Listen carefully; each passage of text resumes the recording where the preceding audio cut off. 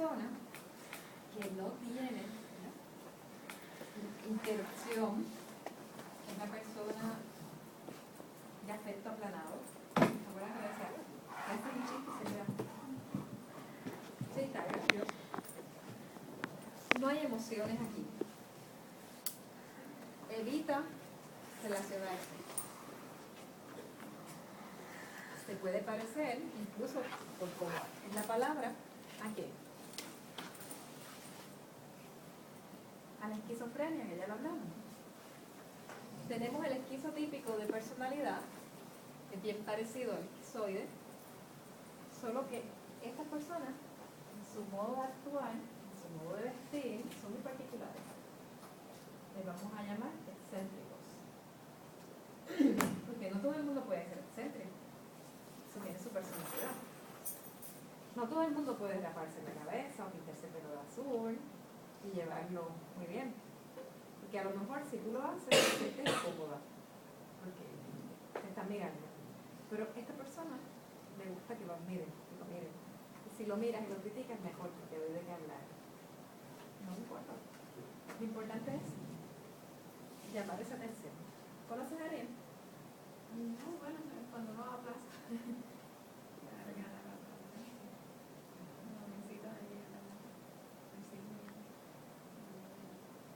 Pero, bueno, le había contado hace poco que había recibido un chico que tenía el punk, súper grande, ¿no? Y las doctoras estaban preocupadas porque cambió su estilo. Para mí no era preocupación, porque cuando te entrevistas en una persona que estudia humanidades, parte de lo que es el estilo. En esta universidad no creo que se vea, pero en unas universidades grandes, en la UPI, que son de humanidades, muy normal. Yo también pasé por ello. Llegué a tener el pelo azul, gris, plateado, y no me importaba. Porque es parte de lo que es la cultura, ¿verdad? Del aspecto de humanidades, sociales. Y eso te identifica con unos grupos, ¿ya? Bien. Tenemos los trastornos de personalidad, grupo B. Y aquí caen el trastorno antisocial de la personalidad. Es un patrón de violación de los derechos de los demás, pero tiene que verse desde edad de 15 años, pero no menos de 18 al momento del diagnóstico. ¿Se acuerdan que teníamos el trastorno disocial, el oposicional desafiante? Son trastornos previos para poder decir luego, hay un trastorno antisocial de la personalidad. Esto no ocurre si no hay un historial antes. No eres antisocial de la nada. Ya estuviste haciendo, ¿verdad?, en tu historia de vida, unas experiencias, estás así ya, está marcado. Tienes el trastorno límite de la personalidad, que es un patrón de relaciones inestables. Mucha impulsividad, y esta es la persona que puede tener relaciones sexuales. Una paciente que tuve en internado, que creo que yo lo conté ya aquí, experimentaba si ese es el amor de mi vida. Y todo bien, y empecé, bueno, al principio cuando escuchaba, pues, wow, amor a primera vista, flechazo. Pero luego cuando le preguntaba por esa persona, ya esa persona, y te contaba lo mismo con otro. Y así, ¿conoces a alguien tú? Y como te ríes. Pero sí, hay un patrón constante donde se sobrevalora, se devalúa. Por ejemplo, hoy eres el hombre perfecto, el hombre ideal, mañana nada. ¿Ves? Como de repente una persona está idealizada, en un momento se devaluó. Son extremos. Esta persona tenía mucha impulsividad, tomaba mucho, necesitan emociones fuertes, ¿no? No se protegen, son personas que se clasifican alto riesgo. situaciones de riesgo, vas a ver que puede haber enfermedades de transmisión sexual, porque no se protegen. Vivo intensamente el momento. Yo no mido consecuencias, a mí no me importa, eso es así. Tenemos el trastorno histriónico de la personalidad, que es un patrón de excesiva emotividad y búsqueda de la atención. Y estas son la gente que son súper dramáticas. Puede ser que ahora yo llego y digo, ¡hey, Jonathan! ¿Cómo estás? ¿Tanto tiempo? Chico. Y te beso y te abrazo. Se acabó. Adiós. Y se acabó. Se acabó. O sea, se considera, y lo más que se entra en este trastorno son los actores. ¿Por qué los actores? Porque los actores tienen una fuerza, una emotividad, y cuando salen de su papel, muchas veces son tímidos. En el momento de actuar, perfecto, viven ese personaje y eso, pero cuando también lo ven en la personalidad, ves eso. ¡Wow! Súper emocionante, ¿ya? Como que la emoción bajó, ¿verdad? Bien, tenemos el trastorno narcisista de la personalidad, y este es un patrón de grandiosidad al inicio de la edad adulta. ¿Alguien ha escuchado sobre el trastorno narcisista? Porque eso sí es común. Y que te digan narcisista si te miras mucho al espejo. Nadie ha escuchado ni siquiera la palabra. A nadie le han dicho narcisista, y sobre todo cuando son adolescentes. Que queremos estar perfectas. Miramos, hacemos, maquillamos. Pero eso en la edad adolescente es normal. Cuando sobrepasa los límites es cuando yo todo el tiempo me creo superior a los demás. Mis cosas son las mejores. Yo me veo mejor que nadie. Pero, contrario a lo que yo estoy proyectando, se dice que una persona narcisista tiene complejos ¿de qué? De superioridad. De eso mismo.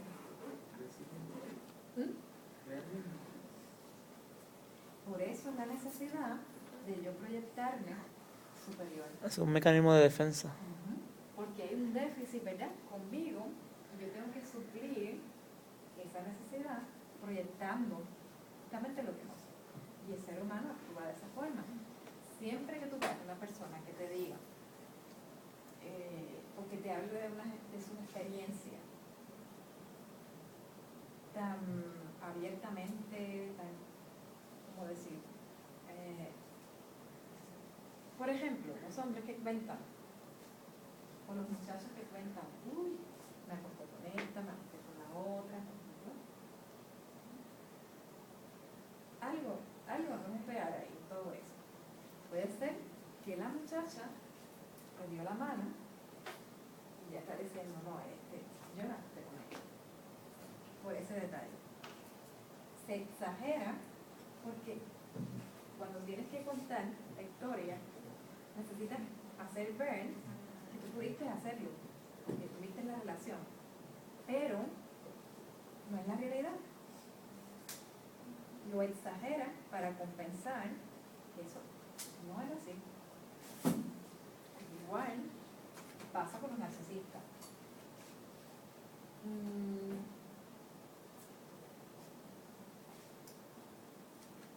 Tenemos el grupo C, que son los trastornos de la personalidad por evitación, y esta es la persona que tiene un patrón general de inhibición social, sentimientos de incapacidad, hipersensibilidad a la evaluación negativa que comienza desde la edad adulta. Esta es la persona que no se expone a la crítica, que va a evitar cualquier cosa, porque no es que es que me moleste interactuar con la gente, es que me molesta lo que la gente pueda pensar o evaluar de mí. Tenemos el trastorno de personalidad por dependencia. Y este se lo vamos a otorgar muchas veces a las víctimas de violencia doméstica. Requieren ese diagnóstico porque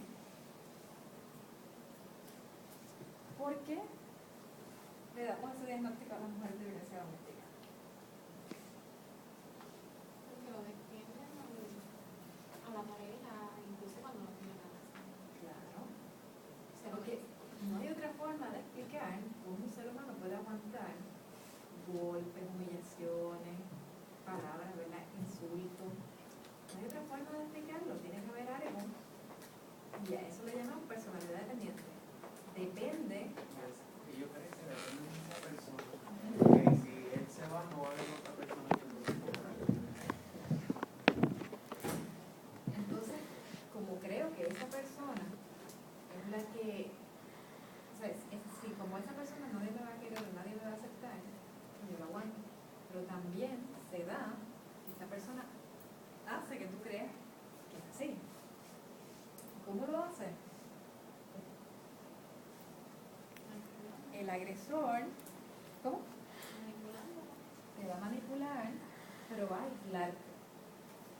Te va a anular. ¿Qué es lo primero que ocurre? Yo gano muy bien, no tienes que trabajar. Ya te estoy anulando. No me gusta que salgas. Ya te está coaccionando para que no interacciones. Y tú dependes estrictamente de esa persona. De que esa persona te dé alimentación, te dé techo. Y por eso es difícil también salir. Porque me hace sentir que soy incapaz para valerme por mí misma. Tenemos el trastorno obsesivo compulsivo de la personalidad, que este es el que está generalizado. Aquí tenemos muchísimos rituales, ¿verdad? Ya no es que simplemente tengo una manía, es que todo lo hago rayando la perfección. Desde cómo voy a fregar un plato, implica un ritual. Agarro el detergente, pongo el agua a cierta temperatura, caliente, caliente, caliente, caliente, y tengo que gastar cierta cantidad de jabón. Cuando me voy a duchar, o sea, necesito 3 barras de jabón para yo decir, me siento limpia. Y la pienso. ¿A qué hora me tengo que levantar si tengo que trabajar a las 8 de la mañana y tengo que gastarme 3 barras de jabón? ¿Cuánto no es el consumo de mi agua, mi factura de agua? Uy, y si alguien se sienta en mi silla, tengo que limpiar mi silla. Si tengo que atender a lo mejor públicos y de casualidad tengo un bolígrafo a la persona y has tocado mi bolígrafo. Y mi ritual tiene que ver con la limpieza. Ya el bolígrafo no lo quiero.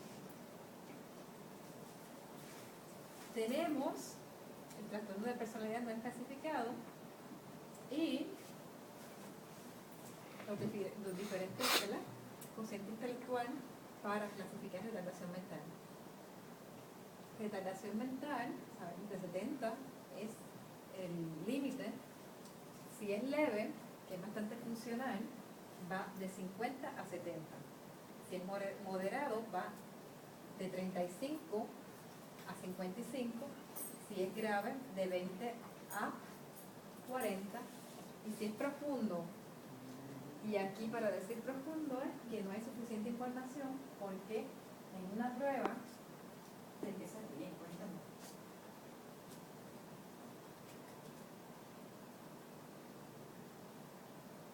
Yo siempre me estoy todo. Pues me encantaría que lo pudieran compartir, porque así, ¿verdad?, nos enriquecemos. Profesora, una pregunta. ¿Eso es lo mismo que el IQ?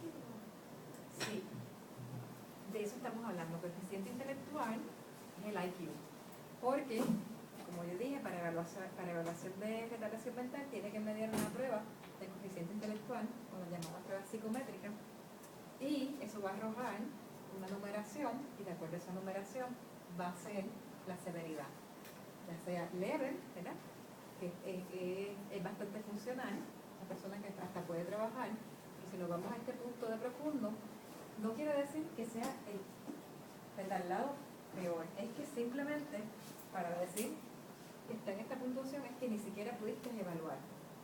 Lo normal es. Lo normal no fluctúa aquí, leve, moderado o grave, pero lo normal, si estás diciendo funcionalidad, Sí. es leve.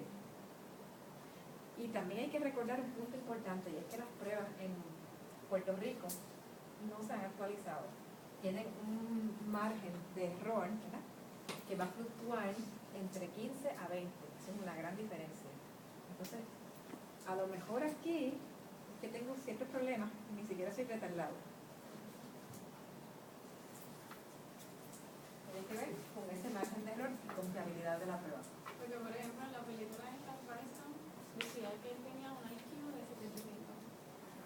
Y realmente no tenía la misma capacidad. No. Se supone que ya 75 ya es una persona muy. Sí, 75 cae dentro de lo normal, pero vendría siendo una persona con aprendizaje lento.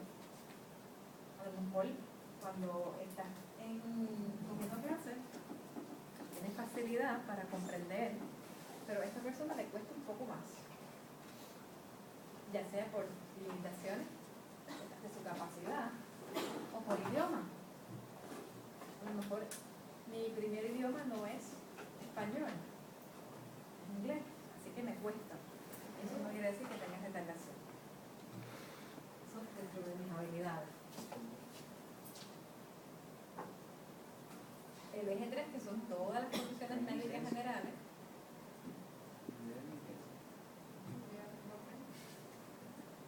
Y tenemos el eje 4, que son todo lo que implique los problemas circunstanciales.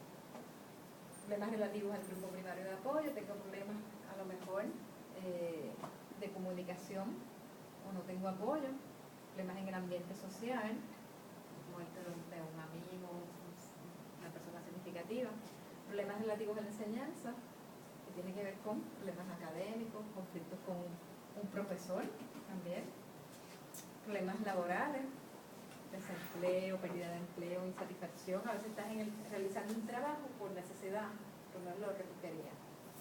Tienes problemas de vivienda, que eso se da mucho a gente que está en espera para vivienda. Se ponen en una lista, a veces cuando yo le pregunto, ¿qué has hecho? ¿Has dado seguimiento? Me dicen, soy la número 300 y pico. Wow, eso se tardará años.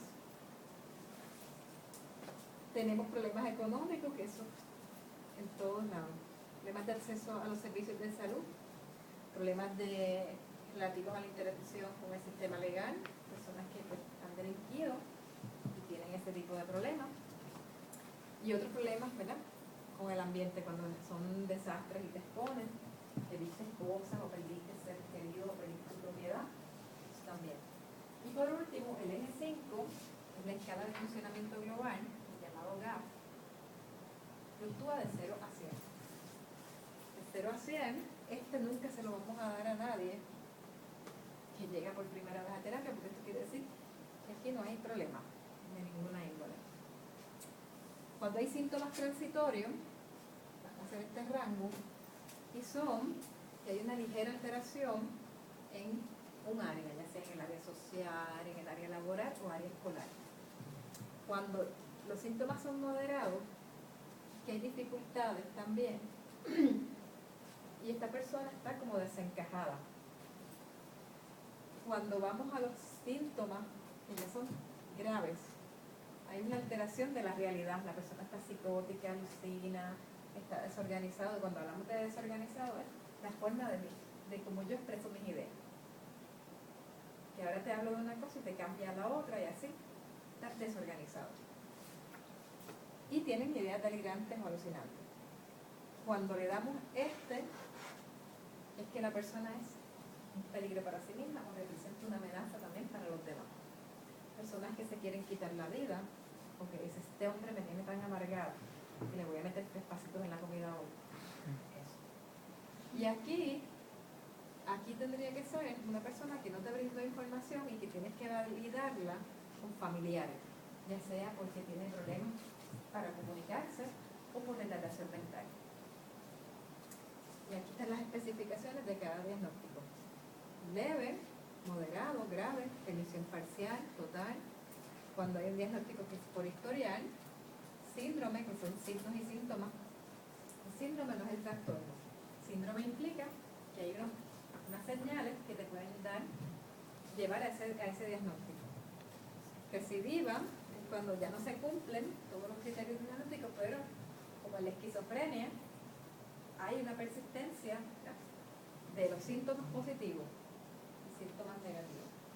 El medicamento quita lo positivo, pero lo negativo no. Positivos son las alucinaciones y los negativos son los que yo tengo que trabajar en terapia porque a lo mejor soy antisocial y no tengo buenas relaciones con las personas. Eso, el medicamento no me lo va a mejorar. ¿Dudas o preguntas? Bueno, pues voy pasando a la otra hoja.